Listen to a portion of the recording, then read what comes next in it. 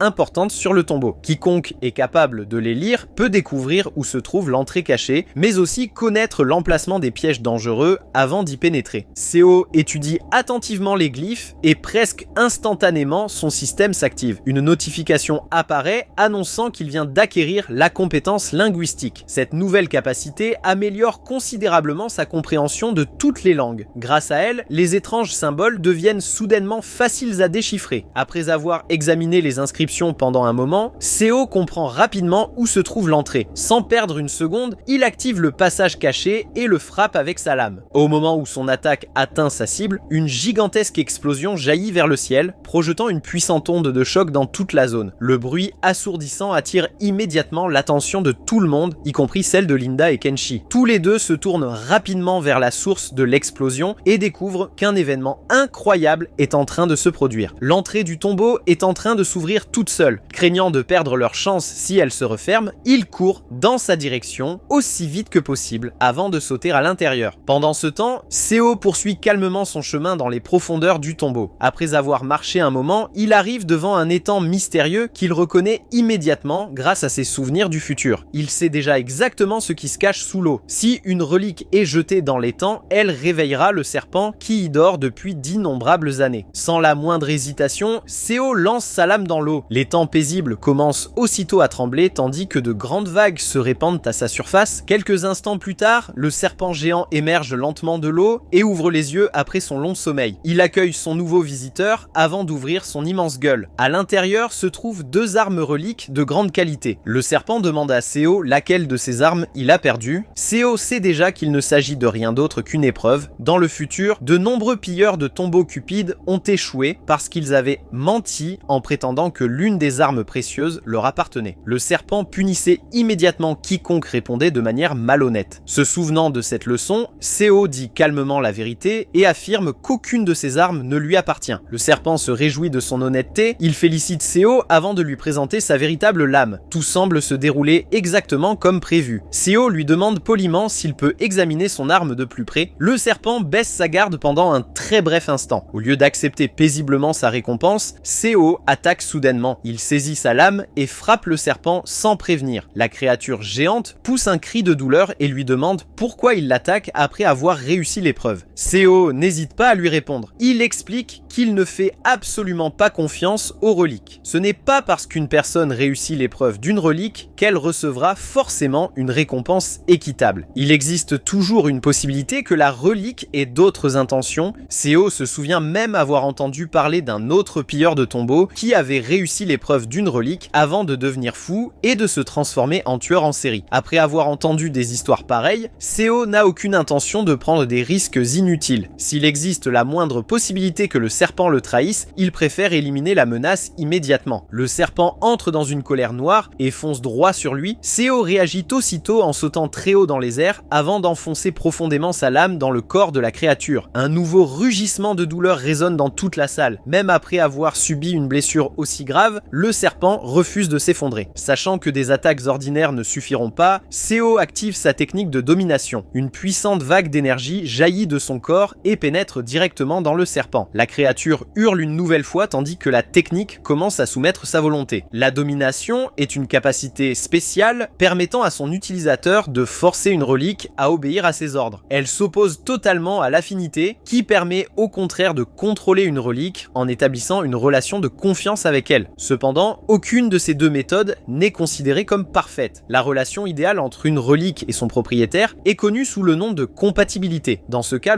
les deux parties se comprennent naturellement et combattent ensemble comme si elles ne formaient qu'un. Cette relation est souvent comparée au lien unissant un musicien talentueux à son instrument préféré. Même sous l'effet constant de la domination, le serpent refuse obstinément de se rendre. Il continue à se débattre de toutes ses forces, tentant de résister au contrôle de Seo. Voyant qu'il refuse toujours de se soumettre, Seo décide de mettre toute sa puissance dans une dernière attaque. Il injecte encore plus de force dans sa technique de domination tout en la canalisant directement à travers sa lame. L'énergie déchire le corps du serpent, le faisant hurler encore et encore. Le combat se poursuit pendant plusieurs instants supplémentaires avant que la créature n'atteigne finalement ses limites. La technique de domination de Seo finit par réussir à exorciser complètement le serpent. Après avoir terminé l'épreuve selon ses propres règles, Seo revendique officiellement le serpent comme sa nouvelle relique. En récompense, il reçoit une hache en or et une hache en argent. Une notification du système apparaît immédiatement indiquant que l'ensemble de ses statistiques vient une nouvelle fois d'augmenter. Seo prend quelques instants pour examiner ses améliorations, satisfait du résultat de son pari. Peu de temps après, Linda et Kenshi atteignent enfin l'étang. Convaincus de comprendre le fonctionnement fonctionnement de l'épreuve, ils reproduisent la même méthode en jetant une relique dans l'eau. Cependant, rien ne se passe. L'étang reste parfaitement immobile. Tous les deux fixent l'eau avec incompréhension, incapables de comprendre pourquoi l'épreuve ne commence pas. Aucun d'eux ne réalise que Seo l'a déjà terminé et s'est emparé de la relique. Avant qu'ils ne puissent poursuivre leur enquête, toute la grotte se met soudainement à trembler violemment. D'immenses fissures se propagent sur les murs, tandis que d'énormes morceaux de roche commencent à tomber du plafond. Comprenant que le tombeau est en train de s'effondrer, Linda et Kenshi abandonnent immédiatement l'épreuve et courent vers la sortie aussi vite que possible. Ils parviennent à s'échapper de justesse avant que le passage ne soit complètement condamné. Ailleurs, de retour à la galerie, les membres restants du gang sont toujours furieux. Leur chef a été arrêté, leur drogue a été saisie et tout ce qu'ils avaient construit s'est effondré à cause de Seo. Un membre du gang nommé Noburu serre les poings et jure qu'il fera payer Seo pour tout ce qu'il leur a fait. À cet instant, son téléphone sonne. Il est stupéfait de découvrir que l'appelant n'est autre que Seo lui-même. Dès que Noburu décroche, Seo lui dit d'oublier les salutations et d'aller droit au but. Il veut que Noburu rassemble le reste du gang car il a une mission pour eux. Seo explique que sa prochaine cible est Midas, la plus grande maison de vente aux enchères secrète au monde située à Las Vegas. Il pense que cette maison de vente détient de précieuses informations qui pourraient l'aider à se préparer aux événements futurs. S'il parvient à y accéder, il possédera un avantage considérable sur tout le monde. Il ordonne à Noburu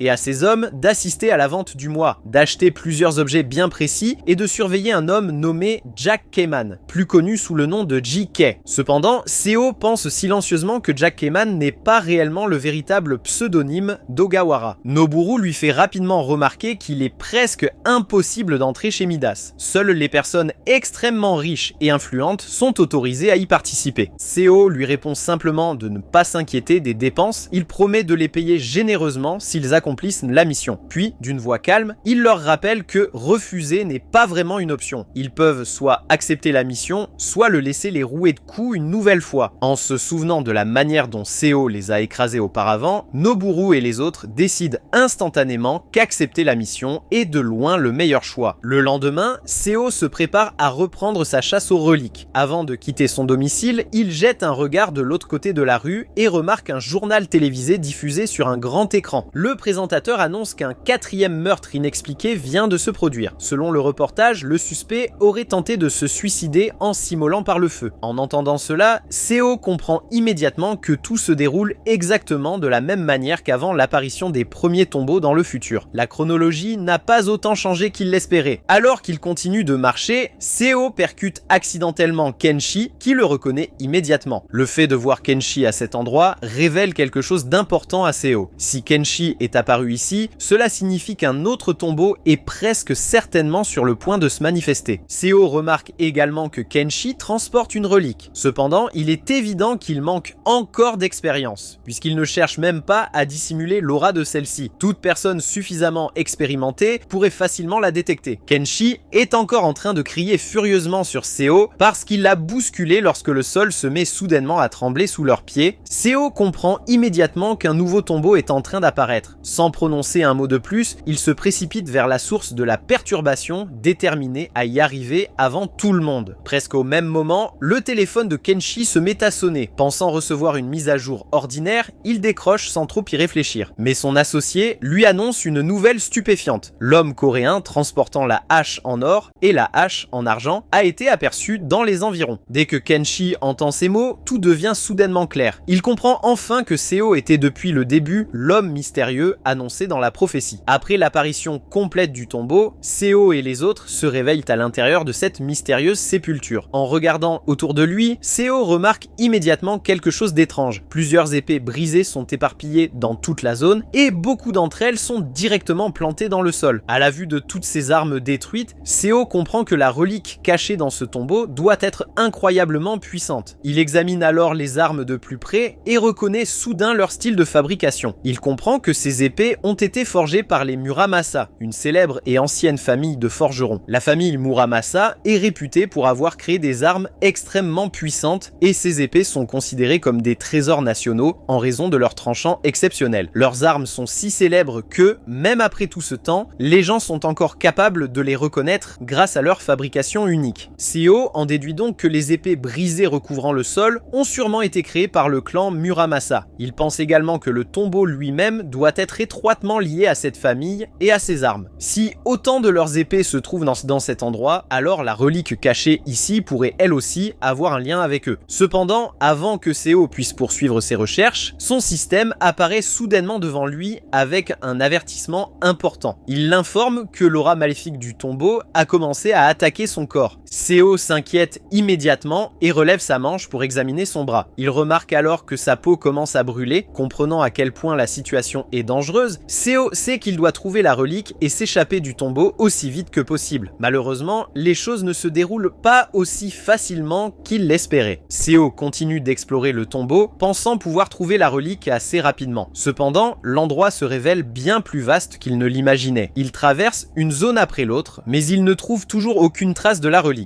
Pour ne rien arranger, même la hache d'or est incapable de la localiser. Seo devient de plus en plus frustré en réalisant que sa méthode habituelle pour découvrir les trésors cachés ne fonctionne pas cette fois-ci. Seo se met alors à penser à Kenshi. Il se souvient que ce dernier le suivait un peu plus tôt et commence à se demander s'il ne connaîtrait pas quelque chose au sujet du tombeau. Seo aperçoit ensuite un groupe de personnes piégées au fond d'une fosse, mais ce qui attire surtout son attention, c'est une lycéenne complètement hors de contrôle après avoir été empoisonnée par une relique. Toute personne blessée par la lame de cette relique finirait dans le même état qu'elle. Seo interpelle les personnes au fond de la fosse et leur demande qui les a poussées là-dedans. Lorsqu'il apprend que Kenshi est responsable, il comprend que ce dernier les a offerts en sacrifice afin de faire apparaître le pont sacré. Après cela, Seo sort l'artefact qu'il a volé à Kenshi et découvre qu'il s'agit en réalité d'une relique spéciale appartenant aux frères et sœurs du soleil et de la lune. Son système s'illumine alors et l'informe qu'il vient d'éveiller 4 nouvelles compétences. Seo décide immédiatement de les mettre à l'épreuve en sautant dans la fosse pour affronter la jeune fille possédée. Après un combat difficile, il parvient à l'attacher avec sa corde relique et réussit à la libérer de la malédiction. Seo demande ensuite aux autres civils où se trouve Kenshi. L'un d'eux lui répond qu'il a été aperçu pour la dernière fois en train de traverser le pont avant de s'enfoncer plus profondément dans le tombeau. En entendant cela, Seo suppose que Kenshi a dû obtenir cette information auprès de l'utilisateur de la relique prophétique. Mettant cela de côté, la jeune fille qui était possédée demande à Seo de retirer la corde relique qui l'attache. Il la rétracte donc immédiatement et la libère. Pendant ce temps, Kenshi traverse le pont tout en parlant au téléphone avec l'un de ses collègues. Lorsqu'il atteint enfin la fosse, il suppose que les personnes qu'il y a poussées ont déjà été sacrifiées. Il se laisse alors glisser à l'intérieur et commence à chercher la relique. Cependant, après avoir fouillé pendant un moment, Kenshi commence à perdre patience car tout ce qu'il voit, ce sont des épées brisées et il ne parvient toujours pas à trouver le Muramasa. Mais juste au moment où il commence à s'énerver, le même groupe de personnes qu'il avait poussé dans la fosse surgit soudainement de nulle part et se rue sur lui. Ils encerclent immédiatement Kenshi et commencent à le rouer de coups. Pendant qu'ils le frappent, Kenshi regarde derrière eux et aperçoit Seo debout. Seul, il comprend aussitôt que Seo est forcément à l'origine de tout cela. Seo se moque alors de Kenshi en lui disant qu'il est vraiment mauvais dans son travail puisqu'il avait une longueur d'avance et qu'il n'a malgré tout pas réussi à trouver la relique. Une fois cela réglé, Seo utilise sa hache d'or pour localiser la lame Muramasa. Dès qu'il trouve son emplacement, il utilise son pouvoir pour faire voler l'épée directement jusqu'à ses mains. La lame Muramasa reconnaît alors Seo comme son nouveau porteur. Cependant, elle l'avertit que s'il souhaite en prendre totalement le contrôle et libérer sa véritable puissance, il devra d'abord tuer 10 humains, car l'épée a besoin de 100 humains pour activer l'ensemble de ses capacités. Mais Seo refuse de tuer des innocents simplement pour obtenir davantage de pouvoir. À la place, il utilise sa compétence domination pour forcer l'épée Muramasa à obéir à ses ordres et à se soumettre à lui. Le Muramasa résiste pendant un moment au contrôle de Seo, mais celui-ci finit par prendre le dessus et par le dompter. L'épée commence alors à briller d'une aura bleue, laissant Kenshi complètement stupéfait par ce qu'il vient de voir. Après cela, les civils commencent à sortir de la fosse. Seo remarque alors que Kenshi tente de s'éclipser discrètement. Il s'approche donc de lui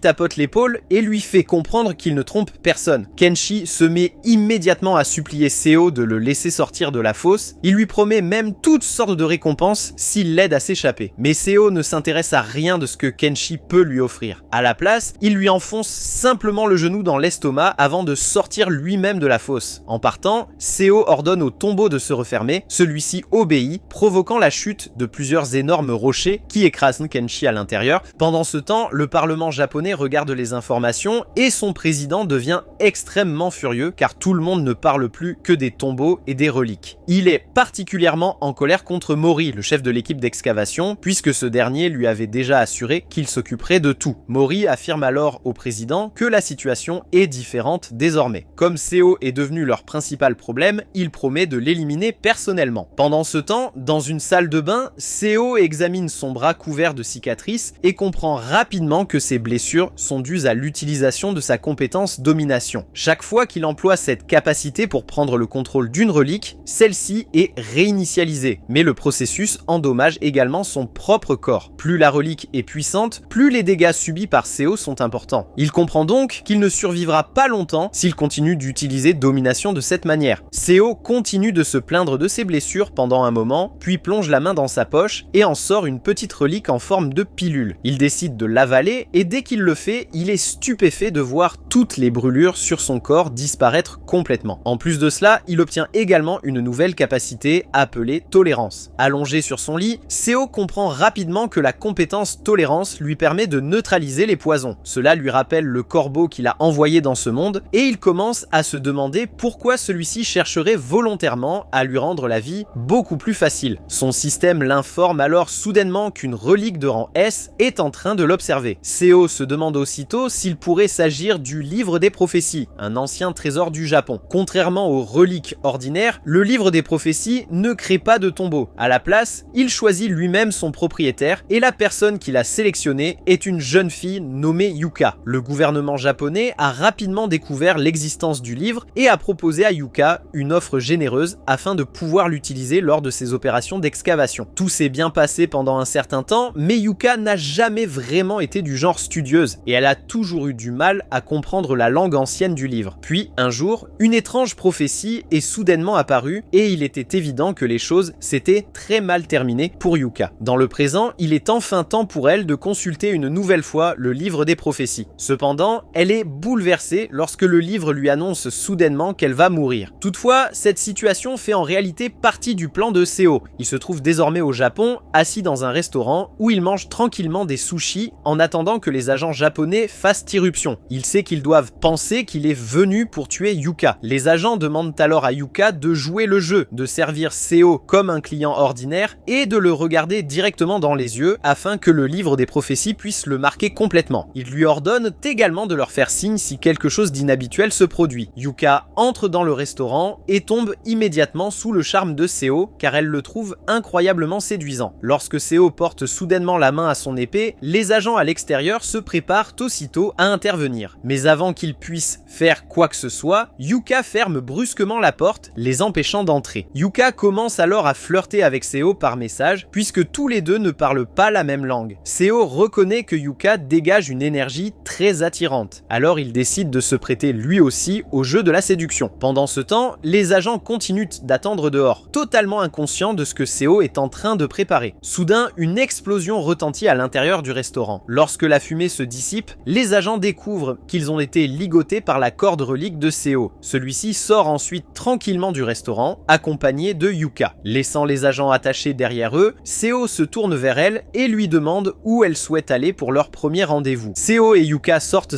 dans la rue et Seo lui dit à quel point il est incroyable que ses soldats aient réellement prévu de l'envoyer sur la ligne de front. Yuka acquiesce et ajoute que c'était vraiment agaçant de les voir la surveiller partout où elle allait. Seo se contente de lui tapoter la tête et suggère qu'il devrait peut-être causer quelques ennuis à ces imbéciles. Alors qu'ils continuent de marcher ensemble, Yuka commence à comprendre que Seo n'est pas la personne maléfique que tout le monde décrivait. D'après tout ce qu'elle a vu jusqu'à présent, quelqu'un comme lui ne lui ferait jamais réellement de mal. Comme elle pense que Seo ignore sa véritable identité, elle se dit qu'elle pourra secrètement lire son avenir maintenant qu'ils se sont enfin rencontrés. Cependant, elle se souvient soudain qu'elle a laissé le livre des prophéties chez elle. Lorsqu'ils arrivent dans un endroit calme où il n'y a personne, Seo place soudain son épée contre la gorge de Yuka. Il écrase ensuite son téléphone sous son pied avant de lui dire calmement qu'il sait déjà qu'elle est celle qui possède le livre des prophéties. En entendant cela, Yuka est terrifiée. Elle commence à paniquer intérieurement en réalisant que Seo connaissait sa véritable identité depuis le début. Un peu plus tard, ils s'installent tous les deux dans un bar à proximité. Seo pose un carnet sur la table et demande à Yuka d'y écrire toutes les prophéties qu'elle voit dans le livre des prophéties. Yuka essaie de lui expliquer qu'elle ne peut pas le faire parce qu'elle a laissé le livre chez elle. Cependant, Seo balaie immédiatement cette excuse. Il lui dit de simplement toucher le tatouage sur son corps et de prononcer les mots « livre des prophéties » et la relique apparaîtra. Yuka fait exactement ce que Seo lui demande et reste stupéfaite lorsque le livre des prophéties apparaît soudain juste devant elle. Seo lui ordonne ensuite de commencer à noter toutes les prophéties qu'elle peut trouver. Il l'avertit de n'en oublier aucune car chacune d'entre elles pourrait finir par être importante. Yuka passe beaucoup de temps à tout écrire, remplissant page après page de prophéties tirées du livre. Après avoir écrit pendant un long moment, elle finit par poser son stylo et dit à Seo qu'elle ne peut plus continuer parce que sa main lui fait trop mal. Elle lui propose même de lui remettre directement le livre des prophéties et lui demande s'il peut simplement la laisser partir. Cependant, Seo refuse immédiatement. Il lui explique que s'il était aussi simple de s'emparer du livre des prophéties, il l'aurait fait lui-même depuis longtemps. Le livre est une relique légendaire de rang S et tenter de le soumettre de force à son contrôle grâce à sa capacité de domination entraînerait une pénalité énorme. Seo se rappelle que Muramasa n'était qu'une relique de faible rang et pourtant, le forcer à lui obéir avait failli lui brûler entièrement la main. En comparaison, le livre des prophéties se situe à un tout autre niveau. S'il essayait d'utiliser domination sur une relique de rang S comme celle-ci, il est certain que le contre-coup serait probablement assez puissant pour le tuer sur le champ. Puis, après un petit moment, Seo se lève et dégaine son épée. Yuka suppose immédiatement qu'il est sur le point de la tuer, alors elle tente désespérément de le convaincre qu'elle peut lui être utile. Elle lui dit qu'elle peut l'aider grâce au livre des prophéties et que la garder en vie lui serait bien plus profitable que de se débarrasser d'elle. Cependant, Seo lui répond qu'elle a tout faux. Sans ajouter un mot, il abat son épée et détruit le livre des prophéties, provoquant une petite explosion. Dès que la relique est détruite, Yuka perd soudain connaissance. Tandis qu'elle s'effondre, Seo murmure qu'il fait tout cela pour son propre bien. À cet instant, le système de Seo s'illumine et l'informe qu'il a gagné un nombre considérable de points supplémentaires. Avant qu'il ait le temps d'y réfléchir davantage, un groupe de soldats fait soudain irruption dans le bâtiment à la recherche du livre des prophéties. Cependant, Seo leur dit calmement qu'ils arrivent trop tard. Il se contente de désigner la relique détruite et leur montre que le livre a déjà été réduit en morceaux. Les soldats perdent immédiatement leur sang-froid et se préparent à ouvrir le feu sur Seo. Cependant, Seo lance nonchalamment une relique gélatineuse dans la main de Mori. Celle-ci libère instantanément l'odeur du plat préféré de chaque personne, plongeant tous ceux qui la respirent dans un état proche de la transe. Chaque soldat perçoit l'arôme. Quelques instants plus tard, ils commencent tous à se battre entre eux pour un bol imaginaire de gâteau de riz. Pendant qu'ils sont complètement distraits, Seo s'éclipse discrètement. Lorsqu'ils reprennent enfin leurs esprits, Seo est déjà à bord d'un vol à destination de Las Vegas. Pendant le vol, Seo repense à l'incident connu sous le nom de Grande Tombification. Il y a longtemps, le monde entier a été englouti par un tombeau colossal. C'est cet événement qui a conduit à la dispersion des reliques à travers le monde. Seo se souvient également avoir entendu parler du légendaire jardin souterrain de la cupidité, et il est convaincu que ce nom désigne la vente aux enchères de Midas organisée à Las Vegas. Peu après, Seo arrive à Las Vegas et retrouve son partenaire. Ensemble, ils commencent à examiner la liste des participants attendus à la vente aux enchères. L'homme que Seo recherche se nomme Ogawara Taisei, et il est presque certain qu'Ogawara sera présent. Seo parcourt ensuite la liste des reliques qui seront mises aux enchères. Cependant, il est stupéfait lorsqu'il comprend qu'aucune d'entre elles n'est une relique de rang divin. Cela le laisse immédiatement perplexe, car la prophétie indiquait clairement que quelque chose de bien plus précieux apparaîtrait. Malgré tout, Seo décide qu'il participera quand même à la vente. Son associé lui rappelle rapidement que les enchères commencent à 1 milliard et que Seo ne possède évidemment pas une telle somme. Seo le sait déjà, mais il se contente de rappeler à Nobori qu'ils se trouvent à Las Vegas. Selon lui, il reste encore énormément d'argent à gagner avant le début de la vente aux enchères. Au même moment, un mystérieux homme d'affaires reçoit un appel l'informant que Seo a détruit à lui seul le livre des prophéties. Son interlocuteur lui demande s'ils doivent traquer Seo et l'éliminer pour ce qu'il a fait. Cependant, l'homme d'affaires rejette immédiatement cette idée. Au lieu de tuer Seo, il veut le recruter. Il pense que Seo pourrait devenir un allié extrêmement précieux s'ils parviennent à le rallier à leur camp. Pendant ce temps, Seo se trouve déjà à l'intérieur de l'un des casinos. Rapidement, il attire une foule immense après avoir remporté plusieurs jackpots d'affilée. Son incroyable série de victoires attire vite l'attention du personnel du casino, qui commence à soupçonner qu'il pourrait tricher. Les responsables du casino arrêtent Seo et l'inspectent minutieusement, examinant toutes ses affaires à la recherche de quelque chose de suspect. Cependant, le seul objet inhabituel qu'ils trouvent est un simple porte-clés. Ce qu'ils ignorent, c'est que ce porte-clés est en réalité la hache d'or de Seo dissimulée sous cette apparence. Seo utilise secrètement sa capacité facilité à attirer la richesse, ce qui lui permet de décrocher jackpot après jackpot sans éveiller trop de soupçons. À cet instant, le mystérieux homme d'affaires apparu plus tôt entre soudainement dans le casino. Dès que Seo le voit, il le reconnaît immédiatement comme étant Takuya. Seo sait que si quelqu'un comme Takuya s'est déplacé en personne, c'est que quelque chose de majeur est sur le point de se produire. Peu après, Seo aperçoit enfin Taejun, son ancien patron. Dès que leurs regards se croisent, l'expression de Seo devient sérieuse tandis qu'il le fixe intensément. Cependant, Taejun passe simplement devant lui puisque les deux hommes se sont pas encore officiellement rencontrés. Seo ne peut s'empêcher de sourire intérieurement. Il est convaincu qu'avant la fin de la nuit, il repartira avec toutes les reliques de valeur qui méritent d'être récupérées. Mais à cet instant, Noboru l'avertit soudain que le sac qu'il transporte tremble violemment. Seo l'ouvre rapidement et voit la hache d'argent vibrer frénétiquement comme prise de panique. Seo comprend immédiatement ce qui se passe. La hache d'argent ne réagit de cette manière que lorsque des ennemis à proximité convoitent la richesse de quelqu'un. Cela signifie que des individus dangereux se trouvent quelque part tout près et qu'ils l'ont déjà pris pour cible. Seo balaye rapidement le casino du regard, essayant de comprendre d'où vient la menace. C'est alors qu'il remarque que les personnes présentes dans tout le casino commencent soudainement à paniquer pour des raisons complètement différentes. En voyant toutes ces réactions étranges, Seo se demande ce qui est exactement en train de se passer. À cet instant, une magnifique jeune femme blonde entre dans la salle et dès que Seo la voit, il la reconnaît immédiatement comme étant Irene, la fille de la famille Hilton. Dans sa vie précédente, Irene faisait partie des rares personnes possédant un pouvoir incroyablement terrifiant. Elle était connue sous le nom de Reine de la Faillite, car toute personne restant près d'elle finissait tôt ou tard frappée par une terrible malchance. En se souvenant de cela, Seo comprend que la chose la plus intelligente à faire est de rester aussi loin d'elle que possible. Seo fait immédiatement demi-tour et tente de partir, mais Irene le remarque aussitôt et commence à marcher droit vers lui. Seo accélère le pas, espérant sortir avant qu'elle ne le rattrape. Cependant, au moment où il tend la main vers la poignée de la porte, celle-ci lui envoie soudain une décharge électrique. Au même instant, son système apparaît et l'informe qu'une présence inquiétante émane de la porte. Avant que Seo puisse réagir, Irene le rattrape et lui saisit le bras. Elle lui dit poliment qu'elle souhaite lui demander un service. Dès qu'elle le touche, Seo voit ses statistiques commencer à chuter à une vitesse alarmante à cause de la terrible malchance d'Irene. Il retire rapidement son bras et lui demande ce qu'elle veut. Irene demande à Seo s'il est la personne qui a remporté plusieurs jackpots d'affilée. Elle lui explique qu'elle l'observait et qu'elle souhaite connaître le secret derrière son incroyable chance. Seo nie immédiatement savoir quoi que ce soit à ce sujet. Cependant, avant qu'il puisse ajouter autre chose, ses subordonnés interviennent soudainement dans la conversation. Ils disent à Seo de ne pas gâcher une occasion aussi parfaite de parler à une belle jeune femme. Seung-woo s'approche immédiatement et essaie de demander son numéro à Irene. Dès qu'il le fait, la malchance d'Irene s'active. En quelques secondes, toutes les personnes autour d'eux sont soudainement frappées par une mystérieuse épidémie. Seo tente immédiatement de s'enfuir avant que la malchance ne l'atteigne lui aussi, mais il fonce droit dans la porte verrouillée. En le voyant pris au piège, Irene s'approche et s'excuse. Elle explique qu'elle sait déjà que toutes les personnes qui s'approchent d'elle finissent par subir une terrible malchance. C'est exactement pour cette raison qu'elle voulait connaître le secret de Seo. Elle espère qu'en l'apprenant, elle pourra peut-être enfin devenir quelqu'un qui apporte du bonheur aux autres, plutôt que du malheur. Seo plonge son regard dans les yeux innocents d'Irene et n'arrive pas à croire qu'elle soit la même personne qu'il connaissait dans sa vie précédente. À l'époque, elle était cruelle, impitoyable et redoutée de tous. La douce jeune femme qui se tient aujourd'hui devant lui ne pourrait pas être plus différente. À cet instant, le système de Seo apparaît de nouveau. Il l'informe que sa compétence tolérance s'est activée, réduisant de moitié les effets des reliques ennemies. Seo comprend immédiatement qu'il s'agit de la même compétence qu'il a obtenue après avoir mangé la relique en forme de pilule un peu plus tôt. Dès qu'il comprend son fonctionnement, un léger sourire se dessine sur son visage. Il n'a désormais plus besoin d'éviter Irene puisque sa malchance l'affecte beaucoup moins. En réalité, Seo comprend que rester près d'Irene pourrait même jouer en sa faveur. Sa malchance réduira celle de toutes les autres personnes autour d'eux, lui donnant ainsi un avantage encore plus important. Avec cette idée en tête, Seo demande à Irene de l'accompagner jusqu'à la salle des enchères. Lorsqu'ils y arrivent, Seo remarque que près des 2/3 du public ont déjà disparu, incapables de supporter la terrible malchance d'Irene. Il entend même dire que l'entreprise de Taejun a soudainement pris feu. Malgré cela, Taejun est toujours présent à la vente aux enchères, ce qui indique à Seo que les reliques mises en vente aujourd'hui doivent être bien plus précieuses que tout ce qui peut se passer à l'extérieur. En attendant le début de la vente, Seo réfléchit à la véritable gentillesse d'Irene. Il comprend que que la seule raison pour laquelle elle est finalement devenue la redoutée reine de la faillite dans sa vie précédente est que sa relique avait complètement détruit sa vie et lentement déformé sa personnalité jusqu'à la rendre cruelle. Un instant plus tard, Irène remercie Seo d'avoir accepté de lui faire visiter le casino. Seo se contente de sourire et lui dit que cela ne le dérange absolument pas. Ses paroles bienveillantes rendent Irène sincèrement heureuse. Au moment précis où son humeur s'améliore, le sol commence soudainement à trembler. Le système de Seo l'avertit immédiatement que plus Irène devient heureuse, plus le pouvoir de sa relique s'intensifie, provoquant une malchance encore plus grande pour toutes les personnes qui l'entourent. Le tremblement de terre se poursuit pendant plusieurs instants avant de finalement s'arrêter lorsqu'Irène se calme de nouveau. Seo lui dit doucement de ne pas se tenir responsable de sa malchance. Il ajoute qu'un jour, elle pourrait même devenir quelqu'un qui apporte du bonheur aux personnes qui l'entourent au lieu de les faire souffrir. Seo continue de parler avec Irène pendant un long moment, donnant l'impression que résoudre son problème sera facile. Au moment où la vente aux enchères commence officiellement, presque tous les participants ont complètement perdu la raison à cause de l'écrasante malchance. Les gens commencent à se disputer presque toutes les reliques présentées sur scène, faisant monter les prix toujours plus haut. Cependant, la capacité de domination de Taejun se révèle incroyablement puissante. Il reste presque totalement insensible à la relique d'Irène et parvient à remporter plusieurs enchères importantes. Chaque fois que Taejun montre de l'intérêt pour ce qui semble être une relique sans valeur, Seo augmente volontairement le montant de l'enchère. Il sait que Taejun ne gaspillerait pas son argent pour quelque chose qui ne possède pas une valeur cachée. Après un certain temps, Seo réussit à rayer plusieurs reliques précieuses de sa liste. Malgré cela, la relique de rang divin mentionnée dans la prophétie n'est toujours pas apparue, ce qui lui fait se demander si la prophétie était peut-être erronée. Mais soudain, tout change. Le commissaire-priseur annonce une relique spéciale appelée le mystérieux jeune amandier. Dès que Seo entend ces mots, ses yeux s'écarquillent en sous le choc. Il comprend immédiatement que ce prétendu jeune amandier est en réalité le légendaire arbre de la vie éternelle. Seo lève la main pour faire une offre et Taejun lève immédiatement la sienne afin de l'égaler. Cela suffit à convaincre Seo que Taejun sait probablement ce qu'est réellement l'arbre de vie. Il y a bien longtemps, un monarque légendaire qui régnait sur l'ancien royaume de Dahlia devint obsédé par l'idée d'obtenir l'immortalité. Il passa des années à chercher l'arbre de vie, espérant que celui-ci lui permettrait de vivre éternellement. Avant que Seo ne retourne dans le passé, le poison des reliques avait entièrement détruit son corps. La seule chose qu'il maintenait en vie était le fruit de l'arbre de vie. Cependant, ce fruit se trouvait entre les mains de Taejun, raison pour laquelle Seo n'avait eu d'autre choix que d'accomplir toutes ses basses besognes simplement pour survivre. Maintenant qu'il a reçu une seconde chance, Seo sait qu'il ne peut pas laisser Taejun obtenir à nouveau l'arbre de vie. S'il y parvient, il sera forcé d'affronter une nouvelle fois ce même avenir misérable. L'expression de Seo change immédiatement lorsque le commissaire-priseur annonce que l'arbre de vie est largement connu comme une simple drogue, améliorant la puissance masculine. En entendant cela, la foule s'enthousiasme aussitôt. Profitant de l'ambiance, le commissaire-priseur ouvre les enchères à 200 000 $. Sans perdre une seule seconde, Taejun choque tout le monde en faisant une offre de 10 millions de $. Toute la salle reste silencieuse pendant un instant après avoir entendu une somme aussi extravagante. Même Seo commence à transpirer légèrement. À mesure que d'autres riches enchérisseurs décident de participer, le prix continue de grimper jusqu'à ce que l'offre la plus élevée atteigne finalement 50 millions de $. Seo commence à trembler en entendant des montants aussi élevés car il n'aurait jamais imaginé que les enchères puissent aller aussi loin. Puis, sans la moindre hésitation, Taejun augmente une nouvelle fois le prix et propose 100 millions de $. Après un bref silence, aucun autre enchérisseur ne répond. Voyant que personne ne se manifeste, le commissaire-priseur s'apprête à conclure la vente et à céder l'arbre de vie à Taejun pour 100 millions de $. Juste avant que le marteau ne s'abatte, Seo fait discrètement signe à Irène. Elle lève calmement la main et propose une nouvelle offre de 150 millions de $. Toute la salle reste sans voix, même Taejun est complètement pris au dépourvu car personne ne s'attendait à ce qu'une enchérisseuse inconnue augmente soudainement le prix d'une somme aussi importante. Refusant d'abandonner, Taejun fait désespérément monter l'offre à 160 millions de $. Une guerre d'enchères acharnée s'engage alors entre lui et Irène, tandis que le prix continue de grimper toujours plus haut. Finalement, Irène porte l'offre à la somme incroyable de 300 millions de $. Alors que Taejun s'apprête à faire une nouvelle offre, son assistant l'arrête rapidement. Il lui explique que la femme qui enchérit contre lui est Irène, la plus jeune fille de la famille Holton. En matière d'argent, il lui est tout simplement impossible de rivaliser avec elle. Taejun s'en moque et se prépare à risquer toute sa fortune uniquement pour remporter l'arbre de vie. Malgré tout, son assistant le retient physiquement afin de l'empêcher de faire une autre offre, ce qui fait d'Irene la gagnante des enchères. Une fois les enchères terminées, l'un des employés informe Irene qu'ils vont commencer à préparer l'arbre de vie pour elle. Seo remercie sincèrement Irene de l'avoir aidé à remporter la vente, bien qu'il admette se sentir un peu coupable à cause de l'énorme somme qu'elle a dû dépenser. Irene répond simplement que cela ne la dérange pas. Si acheter l'arbre de vie peut résoudre son problème, alors l'argent n'a absolument aucune importance pour elle. Elle demande ensuite à Seo s'il a trouvé quelque chose capable de supprimer sa terrible malchance, peut-être un talisman spécial ou une sorte de relique. Seo lui répond que la véritable solution consiste à se débarrasser de l'étrange objet qui la suit depuis tout ce temps. Au fond de lui, Seo sait déjà exactement de quel objet il s'agit. Irene n'a qu'à jeter la relique de la faillite et sa malchance disparaîtra avec elle. Résoudre son problème lui est également bénéfique car il pourra récupérer la relique pour lui-même. Au final, c'est la situation parfaite puisqu'elle lui permet de faire d'une pierre deux coups. Seo reste complètement stupéfait lorsqu'Irene lui affirme que rien ne la suit. Après avoir réfléchi un instant, il lui pose une autre question. Il veut savoir si un étrange tatouage est soudainement apparu quelque part sur son corps. À l'instant où Seo voit la réaction d'Irene, il comprend qu'il avait raison. Ce genre de tatouage est un signe évident d'une relique liée. Seo se souvient immédiatement du tatouage sur le bras de Yuka. Cette marque prouvait l'existence du contrat qui faisait d'elle la propriétaire du guide du futur. Contrairement aux reliques consommables, les reliques liées ne peuvent être utilisées que par la personne à laquelle elles sont attachées. Personne d'autre ne peut se servir de leur pouvoir. Irene montre alors à Seo plusieurs photos de l'étrange tatouage. Dès qu'il les voit, il reconnaît immédiatement ce qu'elles représentent. Ces marques appartiennent à une relique parasite, un type de relique extrêmement rare qui infecte son propriétaire et devient une partie de son corps. En comprenant cela, Seo réalise qu'arracher la relique à Irene ne sera pas aussi facile qu'il le pensait au départ. Au lieu de forcer les choses, Seo dit à Irene qu'ils devraient prendre leur temps et chercher une autre solution. Il lui donne son numéro de téléphone et lui promet qu'il ne va pas disparaître ni l'abandonner en cours de route. Irene est soulagée de l'entendre et accepte avec joie. Cependant, au fond de lui, Seo a une raison totalement différente de rester proche d'elle. S'il ne peut pas voler le pouvoir de la relique pour lui-même, alors la meilleure option suivante consiste à garder la relique et sa propriétaire aussi près de lui que possible. Laissant cette affaire de côté, l'un des employés arrive avec l'arbre de vie ainsi que tous les autres objets inclus dans l'enchère gagnante. L'employé demande à Seo s'il souhaite de l'aide pour tout transporter à l'extérieur, mais Seo refuse poliment et affirme avec assurance qu'il a déjà quelqu'un pour l'aider. Seo appelle Arai s'attendant à ce qu'il réponde immédiatement. Mais même après l'avoir appelé plusieurs fois, personne ne lui répond. À cet instant, Seo comprend déjà parfaitement ce qui est en train de se passer. La scène se déplace alors vers Arai et son groupe qui courent dans les rues en transportant plusieurs sacs de voyage remplis de l'argent de Seo. Leur plan est simple, ils vont quitter la ville avant que Seo ne découvre ce qui s'est passé car il pense qu'il ne pourra jamais les retrouver après cela. Au moment où ils pensent avoir réussi à s'échapper, une hache d'argent vole soudainement droit vers le visage d'Arai. Elle le manque de seulement quelques centimètres avant de se planter non loin de lui. Arai se fige sous le choc tandis que Seo sort calmement de l'ombre et exige de savoir comment ils ont osé voler son argent. Arai ne comprend pas comment Seo a réussi à les retrouver aussi rapidement. Seo lui explique avec désinvolture que la hache d'argent l'a elle-même conduit directement jusqu'à leur position. Maintenant qu'il les a retrouvés, il promet de faire payer chacun d'entre eux pour l'avoir trahi. Seo sort alors une étrange pierre ponce et active son pouvoir. La relique invoque instantanément un gigantesque pilier de pierre derrière lui. Il explique qu'il s'agit d'une ancienne relique célèbre pour contrer les attaques ennemies et qu'il vient de la remporter lors des enchères d'aujourd'hui. Puisqu'il ne l'a obtenue qu'il y a peu de temps, c'est l'occasion idéale de tester ce qu'elle est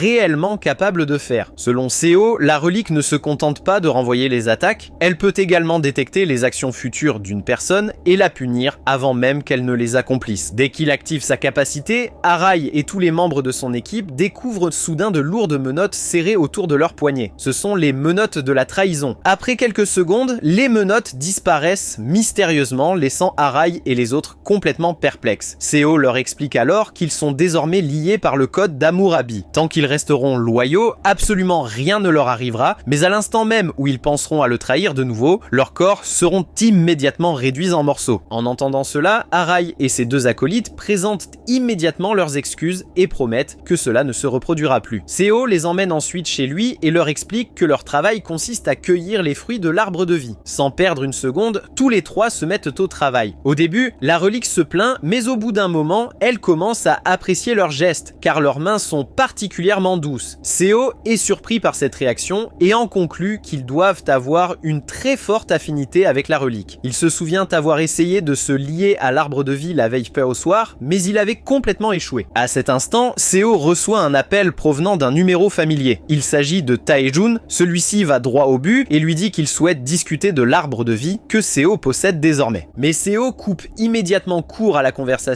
en affirmant qu'ils n'ont rien à se dire avant de raccrocher. Cet appel agace légèrement Tae-jun. Son assistant s'approche alors de lui et lui dit de ne pas s'inquiéter. Il affirme que si Tae-jun lui donne accès aux reliques de l'entreprise, il pourra récupérer l'arbre de vie sans grande difficulté. Plus tard dans la soirée, Seo est assis seul dans un bar et repense à l'avertissement que la hache d'argent lui a donné quelques jours plus tôt. Cet avertissement signifiait que Tae-jun avait commencé à le traquer, mais jusqu'à présent, Seo n'a remarqué aucun signe de sa présence. Un instant plus tard, l'assistant de Tae-jun, Takuya, entre dans le bar. En le voyant, Seo comprend qu'ils le prennent vraiment de haut s'ils n'ont envoyé que Takuya. Takuya interpelle Seo, mais celui-ci l'ignore complètement. Après que Takuya a répété son nom plusieurs fois, Seo se retourne soudainement et lui enfonce son coude dans l'estomac, le projetant au sol. Cette attaque met Takuya hors de lui. Le système de Seo l'informe immédiatement que Takuya a totalement perdu son sang-froid, ce qui affaiblit sa domination. C'était exactement ce que Seo voulait. Il savait que la capacité relique de Takuya dépendait fortement de son calme et du maintien de sa domination. Maintenant qu'il a perdu son sang-froid, il perd temporairement la capacité d'utiliser les reliques. Seo continue de le provoquer, ce qui rend Takuya encore plus furieux. Incapable de se contrôler, Takuya fonce droit sur Seo et tente d'activer une relique empoisonnée. Mais Seo ne bouge même pas, car il ne se passe absolument rien. Le poison ne sort jamais. Seo se contente de saisir Takuya par la tête et de lui écraser le visage contre le comptoir, tout en lui rappelant que lorsque sa domination est affaiblie, il est incapable d'utiliser des reliques. Takuya se tourne vers Seo et reste complètement stupéfait qu'il en sache autant sur les reliques. Sans dire un mot de plus, Seo ramasse la relique et la soumet facilement grâce à son immense domination. Une fois que la relique lui obéit, Seo verse sa poudre sur le dos de Takuya. Cette relique est en réalité une relique liée de rang A, créée à l'origine parmi les esclaves d'Afrique. Toute personne qui touche cette poudre ou qui en respire, ne serait-ce qu'une infime quantité, perd temporairement la raison et devient un zombie dépourvu de toute volonté. Comme prévu, c'est exactement ce qui arrive à Takuya. En le voyant réduit à l'état de zombie sans conscience, Seo estime que cela devrait suffire à ralentir les plans de Tae-jun pendant quelque temps. Le lendemain, Takuya est enfermé dans une cellule de détention au siège de Tae-jun. Même après une journée entière, il continue d'errer comme un zombie sans cervelle. Plusieurs agents demandent à Tae-jun ce qu'ils doivent faire de lui, mais celui-ci se moque complètement de son état. Il leur ordonne d'oublier Takuya et de se concentrer sur la récupération de toutes les reliques qui étaient censées être en sa possession. Les agents expliquent nerveusement que lorsque Takuya a été placé en détention, ils n'ont trouvé absolument aucune relique sur lui. Cette nouvelle ne fait qu'attiser davantage la colère de Tae-jun. Furieux de voir que ses reliques, comme son agent, sont désormais inutiles, il ordonne immédiatement à ses hommes de contacter son avocate, Masako, le plus rapidement possible. Le lendemain, Seo arrive à l'aéroport accompagné d'Arai et du reste de ses acolytes. La plupart des bagages qu'il transporte sont remplis des précieuses reliques que Seo est parvenu à rassembler jusqu'à présent. En regardant tout ce qu'il a accumulé, Seo est convaincu que ces reliques lui permettront d'en obtenir d'autres encore plus puissantes à l'avenir. Juste avant d'embarquer, l'avocate de Tae-jun, Masako, apparaît soudainement et lui demande à lui parler. Cette rencontre fait finalement manquer son vol à Seo. Masako lui explique qu'elle est venue au nom de Tae-jun afin de lui proposer un contrat. Selon les termes de cet accord, Seo recevra immédiatement un paiement de 100 millions de dollars. Ensuite, il continuera à percevoir un généreux salaire mensuel et Tae-jun promet que personne n'interférera dans sa vie privée. En échange, Seo n'a qu'une seule chose à faire, devenir l'un des subordonnés de Tae-jun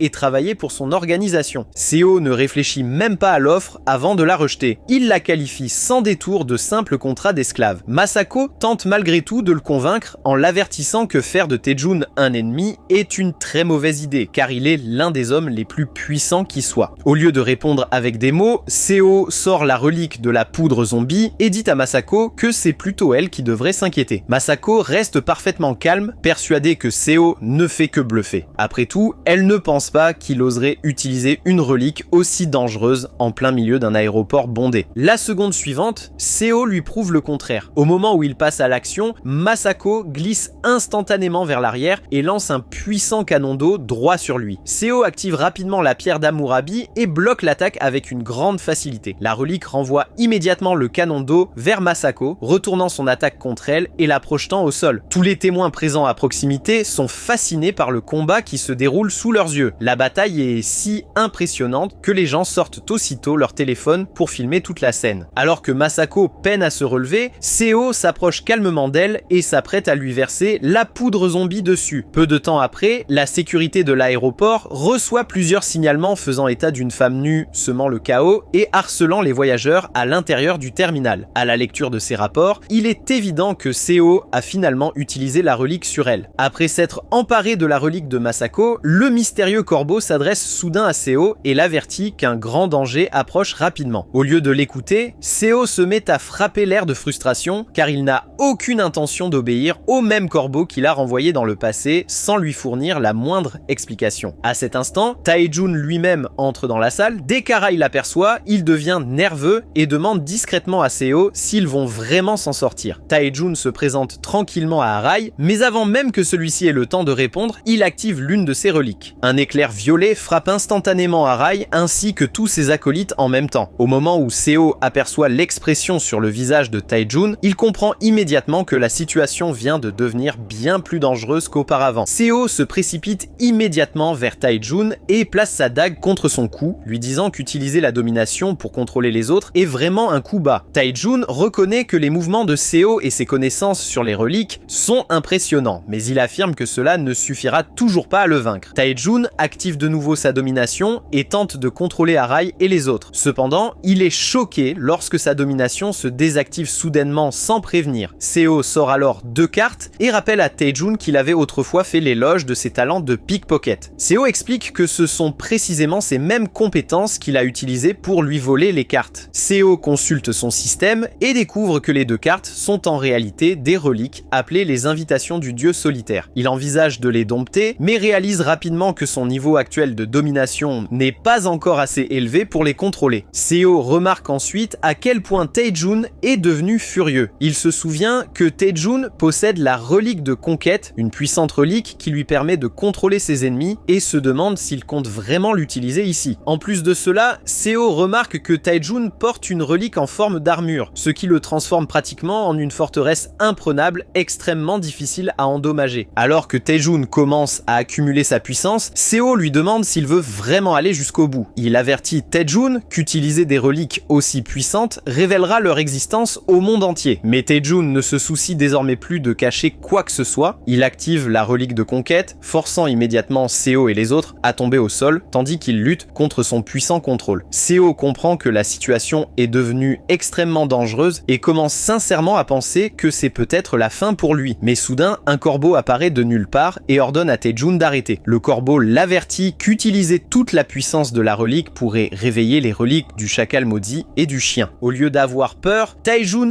y voit une occasion. Il affirme que ce serait même encore mieux, car il souhaite également obtenir ces reliques depuis un certain temps. Taejun augmente alors la puissance de la relique de conquête, exerçant encore davantage de pression sur Seo et les autres. Le corbeau l'observe et traite simplement Taejun d'idiot avant de disparaître. Soudain, le ciel s'assombrit. Un puissant tremblement de terre commence à secouer toute la zone, et la relique de Taejun se désactive brusquement. Seo consulte rapidement son écran de statut et découvre un avertissement terrifiant. Celui-ci lui indique que plusieurs reliques dotées de pouvoirs catastrophiques approchent. Avant que Seo puisse pleinement comprendre ce qui se passe, plusieurs tombeaux gigantesques jaillissent soudainement du sol. Seo se précipite immédiatement à l'extérieur pour les examiner. Dès qu'il voit ce qui est en train de se produire, il comprend exactement ce que cela signifie. C'est le début de la grande tombification. Arai demande nerveusement à Seo ce qui se passe, mais Seo explique qu'ils sont tous piégés ici à cause des actions de Taejun. Même Taejun lui-même est désormais prisonnier car un phénomène pareil ne s'est encore jamais produit. Seo explique que cela ne se produit pas seulement ici. En ce moment même, d'immenses tombeaux semblables à ceux-ci apparaissent partout dans le monde. Il reconnaît qu'il aurait dû comprendre beaucoup plus tôt qu'une chose pareille allait arriver. Soudain, une voix forte et terrifiante résonne au-dessus d'eux. Tout le monde lève les yeux et aperçoit une gigantesque créature ressemblant à un chien. Seo reconnaît immédiatement Seth, un ancien dieu associé à la destruction et aux ténèbres. Un autre Doberman noir apparaît soudainement à côté de Seth. Seo le reconnaît comme Anubis, l'ancien dieu associé au rite funéraire. Mais la chose la plus étrange est la pièce autour de son cou qui parle. Seo réalise que cette pièce est Osiris, l'ancien dieu associé à la fertilité et à l'au-delà. Avec 2 reliques de rang divin réveillées en même temps, Seo n'est pas surpris de voir le monde soudainement recouvert d'immenses tombeaux. Seth devient furieux qu'un humain ait eu l'audace de les réveiller et déclare que sa colère ne disparaîtra pas avant que tous les humains responsables aient été tués. Seo sort calmement la pierre d'Hammurabi et annonce qu'il compte l'utiliser pour les vaincre tous. Seth reconnaît immédiatement la pierre d'Hammurabi et comprend qu'il s'agit d'une relique d'un rang bien inférieur au sien. Cela le met encore plus en colère car il pense que Seo le sous-estime sérieusement. Seth lance une puissante attaque directement sur Seo, mais celui-ci lève rapidement la pierre d'Hammurabi et s'en sert pour bloquer l'attaque. Il la renvoie ensuite directement vers Seth et Anubis. L'attaque réfléchit les frappe tous les deux et leur inflige clairement des dégâts. Seo explique alors que c'est exactement ce qui arrive lorsqu'on juge les reliques uniquement selon leur rang au lieu de comprendre ce dont elles sont réellement capables. Seth remarque soudain quelque chose d'étrange dans l'attaque. Il peut sentir l'odeur du corbeau dans le pouvoir que Seo vient d'utiliser et se demande immédiatement si Seo travaille avec elle. Anubis doute que ce soit possible car le corbeau est scellé depuis très longtemps, mais Seth refuse de le croire. Furieux, il dit à Anubis de ne plus jamais remettre son odorat en question. Anubis décide alors de soumettre Seo à l'une de ses épreuves. Seo se retrouve soudainement piégé à l'intérieur d'un étrange domaine formant une barrière, debout sur une immense balance du crime. Anubis apparaît sous sa forme complète et explique qu'il s'agit de la balance du jugement, qui déterminera le sort de Seo. Seo se contente de sourire, car il sait déjà comment fonctionne cette épreuve. L'épreuve repose sur une série de questions simples, et Seo doit y répondre honnêtement pour réussir. Anubis explique qu'il posera 42 questions différentes à Seo. Si Seo y répond correctement, il sera épargné. En entendant cela, Seo reste calme, car l'épreuve correspond exactement à ce qu'il avait prévu. Anubis pose sa première question. Il demande à Seo s'il a déjà volé quelque chose. Seo se fige immédiatement. Il a volé des centaines de fois au cours de sa vie. Seo tente de gagner du temps, mais Anubis passe rapidement à la question suivante. Il lui demande s'il a déjà menti. Une nouvelle fois, Seo se fige. Seo se souvient avoir appris l'existence de cette épreuve et que les questions étaient apparemment faciles pour un enfant, car un enfant de 10 ans n'aurait pas commis autant de péchés qu'un adulte. Anubis rend alors son jugement. Seo est déclaré coupable, alors Anubis l'attrape et le jette directement en enfer. Seo s'écrase au sol et est surpris de découvrir qu'il est toujours vivant, mais avant même qu'il puisse comprendre ce qui se passe, il regarde sur le côté et voit une immense horde de zombies s'approcher de lui. Seo ramasse rapidement un os à proximité et commence à frapper les zombies avec. Au début, il parvient à les repousser et semble avoir l'avantage, mais ils sont tout simplement trop nombreux. Seo finit par être submergé et projeté au sol. Les zombies commencent à se refermer sur lui et tout laisse penser qu'il est sur le point de devenir l'un d'entre eux. Soudain, le corbeau apparaît de nulle part. Elle dit à Seo que cela fait longtemps depuis leur dernière rencontre et lui annonce qu'elle est venue le sauver. Pendant ce temps, les autres observent toujours la scène depuis l'extérieur du domaine. Ils n'ont aucune idée de ce qui se passe à l'intérieur et ne peuvent que se demander ce que Seo est en train de subir. Seth remarque alors quelque chose d'étrange sur la sphère du jugement. Des fissures commencent à se répandre sur sa surface. Seth est choqué car il existe depuis un temps incroyablement long et n'a jamais rien vu de pareil auparavant. La sphère explose soudainement. Seo émerge du domaine détruit et atterrit avec grâce sur le sol. Seth regarde de plus près et remarque que le corbeau vole à côté de Seo. Seth lui rappelle qu'elle a trahi les siens en se rangeant du côté des humains, en attaquant son propre peuple et en volant leur pouvoir pour elle-même. Fou de rage, Seth utilise sa magie pour invoquer plusieurs momies gigantesques. Les créatures sont incroyablement puissantes et même le corbeau reconnaît qu'elle ne peut pas faire grand-chose contre elles dans leur situation actuelle. Cependant, elle remarque quelque chose d'étrange. Seo est toujours parfaitement calme. Seo explique que la situation à l'extérieur du domaine est totalement différente de ce qui s'est passé pendant l'épreuve. Il dégaine ensuite son épée et dit au corbeau qu'il peut enfin utiliser toute l'étendue de sa puissance. Seo fonce directement vers les momies et commence à les découper à une vitesse incroyable. Ses mouvements sont si rapides que les momies ont à peine le temps de réagir avant qu'il ne les mette en pièces. Cependant, après les avoir combattus pendant un moment, Seo comprend que quelque chose ne va pas. Peu importe le nombre de momies qu'il tue, d'autres continuent d'apparaître. Les momies sont pratiquement infinies et ne peuvent pas réellement être tuées. Seo décide alors de changer d'approche. Il sort le couteau funéraire égyptien. Dès que le couteau détecte qu'Anubis se trouve à proximité, il réagit à sa présence. Seo demande au couteau de le guider jusqu'à Anubis afin qu'il puisse lui présenter ses respects. Seo commence ensuite à utiliser utiliser le couteau funéraire contre les momies. Avec une précision et une vitesse incroyables, il les découpe les unes après les autres. Seo finit par découvrir quelles momies servent de déguisement aux trois dieux, alors il fonce immédiatement vers elles et les abat avec le couteau égyptien. Après que Seo a vaincu Anubis, celui-ci reprend sa forme originelle de relique. Seo exige alors un nouveau procès. Seo se retrouve une fois de plus dans le domaine du jugement, mais cette fois, il a les mains serrées autour du cou d'Anubis. Il ordonne à Anubis de lui poser à nouveau toutes les questions de l'épreuve. Anubis est forcé de s'agenouiller et comprend rapidement qu'il n'a aucun moyen de riposter. N'ayant pas d'autre choix, il accepte le nouveau procès. Anubis demande à Seo s'il a déjà volé quelque chose. Cependant, Anubis affiche encore une certaine insolence en posant la question, alors Seo lui donne un coup de pied directement au visage et lui ordonne de changer de ton. Anubis pose de nouveau la question et cette fois, Seo admet simplement qu'il a déjà volé. Seo oblige ensuite Anubis à poursuivre avec les 41 questions restantes. Pendant que l'épreuve se déroule, ceux qui observent depuis l'extérieur du domaine remarquent que les tombeaux commencent à s'enfoncer de nouveau dans le sol. En voyant cela, Taejun commence à se demander si Seo a réellement réussi à s'emparer de toutes les reliques à lui tout seul. Finalement, Seo sort du domaine du jugement avec Anubis sous sa forme de relique. Son système apparaît immédiatement et l'informe de toutes les nouvelles résistances qu'il a obtenues simplement en acquérant Anubis. Seo a manifestement reçu une énorme augmentation de puissance grâce à la relique. Taejun s'approche alors de Seo et s'excuse pour son comportement précédent. Il reconnaît qu'il a peut-être sérieusement sous-estimé les capacités de Seo. Il lui fait ensuite une proposition. Taejun lui demande de venir travailler pour son entreprise. En échange, Seo bénéficierait du soutien et de l'appui de la plus grande entreprise de tout le pays. Mais dès que Seo entend l'offre, il ne perd même pas une seconde à y réfléchir. Il dégaine simplement sa lame et tranche la gorge de Taejun, le tuant sur le champ. C'était la fin du 6e épisode. Regardez la prochaine vidéo à l'écran, abonnez-vous et activez la cloche pour ne pas manquer la partie 7.